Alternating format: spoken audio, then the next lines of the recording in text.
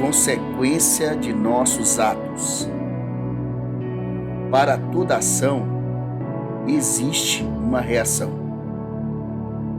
Esse não é um paradigma somente da física, mas uma lei bíblica que acompanha todos os nossos atos. O apóstolo Paulo nos apresenta isso no livro de Gálatas, capítulo 6, verso 7, quando nos diz: não se engane, ninguém zomba de Deus. O que uma pessoa plantar, é isso mesmo que colherá. Seja qual for o tipo de ação que tivermos, isso irá repercutir de alguma forma em nossa vida. As atitudes humanas revelam um caráter e geram consequências, mesmo que o resultado não seja o mais esperado. A Bíblia nos indica o seguinte: no Evangelho de Lucas, capítulo 6, verso 44, Jesus nos apresenta: se conhece uma árvore pelos seus frutos.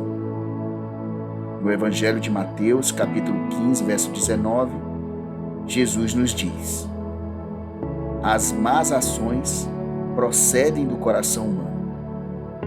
Já no livro de Hebreus, capítulo 4, verso 13, o apóstolo Paulo nos traz o seguinte: teremos que prestar contas a Deus daquilo que fizermos.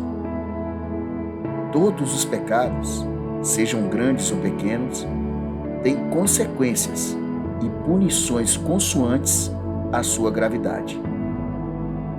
E a pior dessas consequências é a separação de Deus, que nos leva à morte eterna.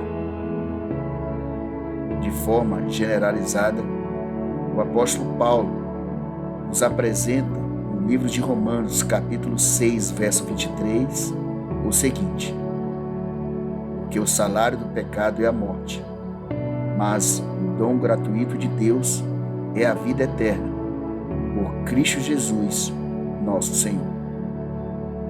As consequências dos erros são diferentes e algumas, bastante graves, podem levar à morte. Jesus, através do apóstolo João, nos apresenta em 1 João, capítulo 5, versos 16 e 17, o seguinte: se alguém vir um irmão cometer pecado que não leva à morte, ore por ele, e Deus dará vida a esse irmão que pecou de maneira que não leva à morte. Mas há pecado que leva à morte, e não digo que se deva orar por aqueles que a cometem. Toda injustiça é pecado, mas nem todo pecado leva à morte.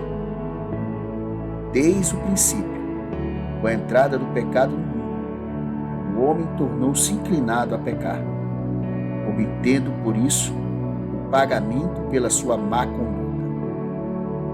Abandonar a Deus, transgredir as suas leis e viver a seu próprio modo inconsequente são algumas das piores decisões do ser humano.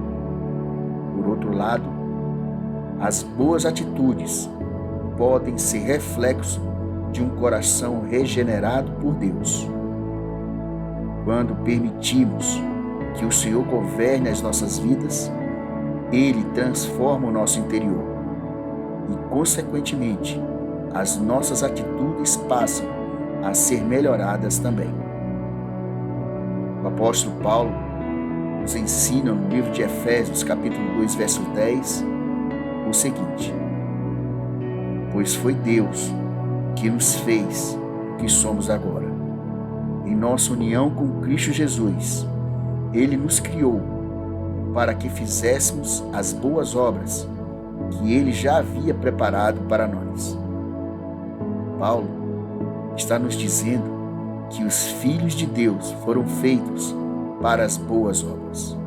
Por isso, com Jesus, podemos rejeitar a inclinação para o mal e buscar fazer coisas boas.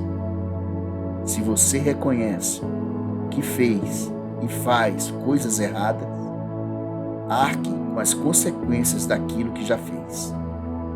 Agora, arrependa-se e peça perdão a Deus. As nossas más atitudes são sinal de um coração inchado que precisa de Deus. Com a ajuda do Senhor, buscando orientação na Bíblia, podemos alcançar um coração transformado e uma mente renovada, que nos irá impulsionar a fazer a vontade de nosso Deus, Deus Criador. Só assim poderemos agir melhor e ter boas consequências na vida. Pense nisso.